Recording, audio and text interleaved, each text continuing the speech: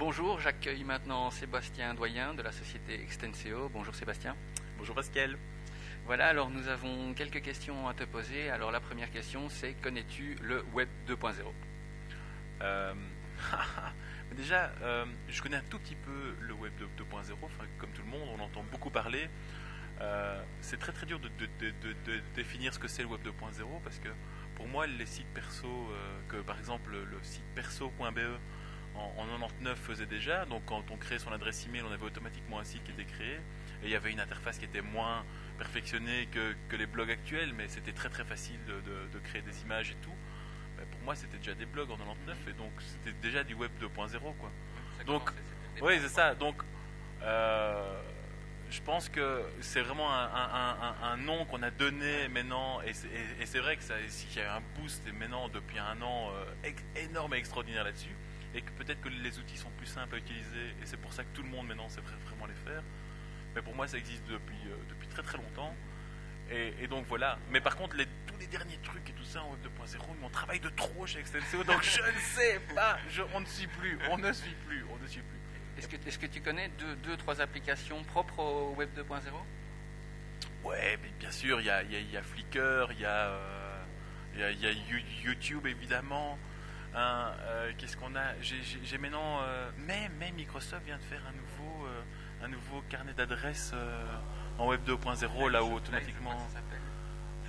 Ouais, mais Live c'est le moteur, hein. Live c'est le moteur de recherche, mais ils ont fait un autre truc où j'ai reçu déjà quelques invites sur mon Messenger de gens qui m'expliquaient. J'ai vraiment oublié le nom du produit, mais à checker parce que ça a l'air pas mal. C'est vraiment un truc du style de linking, mais avec un update automatique des contacts. Enfin, ce que linking aussi fait, hein, je pense, mais ils ont dû apporter une nouveauté, ça c'est sûr, quoi. Donc voilà, c'est déjà 2-3. Ouais, très bien.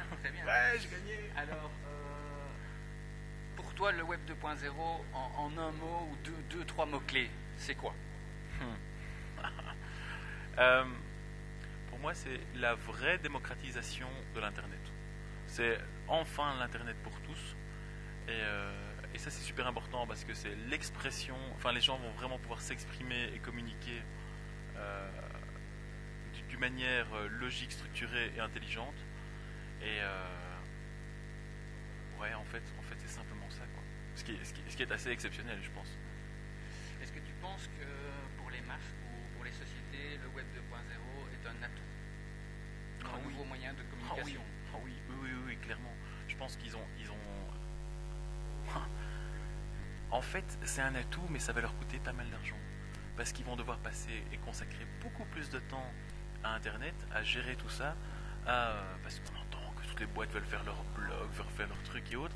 Ouais, mais ils vont devoir animer ça, hein. Ils vont devoir structurer ça, parce que si tu regardes toutes les sociétés FMC de chez... Allez, dans les FMCG comme Procter & Gamble et autres, bah, tous les sites, c'est pourri ce qu'ils ont aujourd'hui, quoi. Donc, si tu te dis que ces gens... On est quand même filmé. On a certainement chez Extenseo un ou deux clients à eux. Non, mais c'est vrai, il y a moyen de faire beaucoup mieux. Il y a moyen de faire beaucoup mieux. Non, mais et à mon avis, ça veut dire que s'ils veulent faire ça, parce que c'est vraiment à la mode et on sent qu'il y a quelque part une nouvelle bulle Internet qui renaît, quoi. Et donc, ils vont investir là-dedans. Enfin, j'espère et j'ai vraiment envie. Et donc, ils vont devoir engager plein de gens pour gérer ça. Et ça, c'est cool, quoi.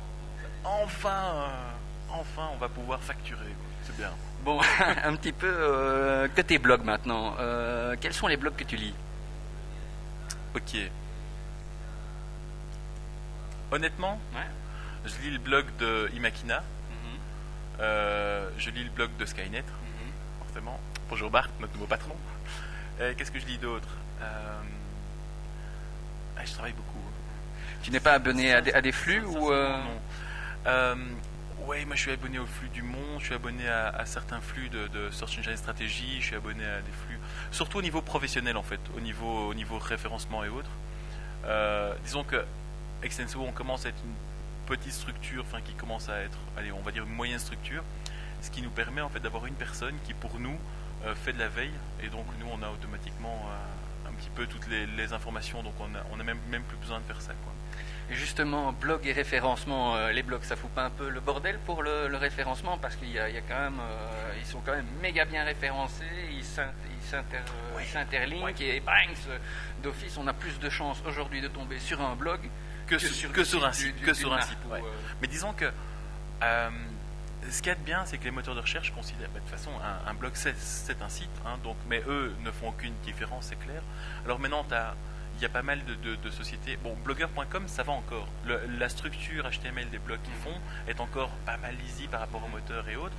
Mais par exemple, si tu as les blogs de Skyrock, là, au niveau de HTML, c'est une cata pour les moteurs. Et donc, ils ont du mal à indexer vraiment le contenu.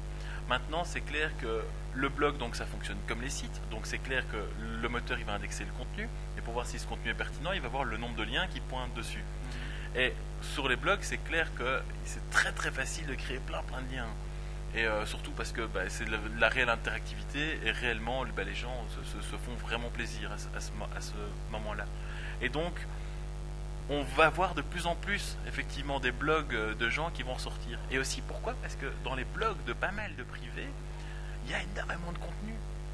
Demande à un passionné d'écrire quelque chose, le texte que le passionné va écrire, que tu sois passionné de papillons ou peu importe, eh bien, ce texte-là sera génial et rempli de contenu. Et ça c'est vraiment bien, parce que tu peux avoir un site d'e-commerce de vente de papillons, je sais pas, je déconne. Eh bien, j'espère que ce site, scorera quand même, parce que c'est nos clients, mais j'espère qu'il scorera toujours un petit peu moins bien que le blog du passionné qui t'aurait écrit un texte super intéressant, parce qu'Internet, c'est d'abord du contenu, de l'info, en fait. Et donc, c'est parce que ces blogs te permettent d'avoir l'association du contenu et d'avoir un maximum de liens que tu vas voir qu'effectivement, les blogs vont scorer de plus en plus. Maintenant, tu as quelques sociétés qui ont bien pris ça en compte, et sur leur site, ils sont en train d'investir à mort pour recréer des politiques de liens. Et là, ils resteront numéro 1. Ça va pas tarder. Hein. Attention.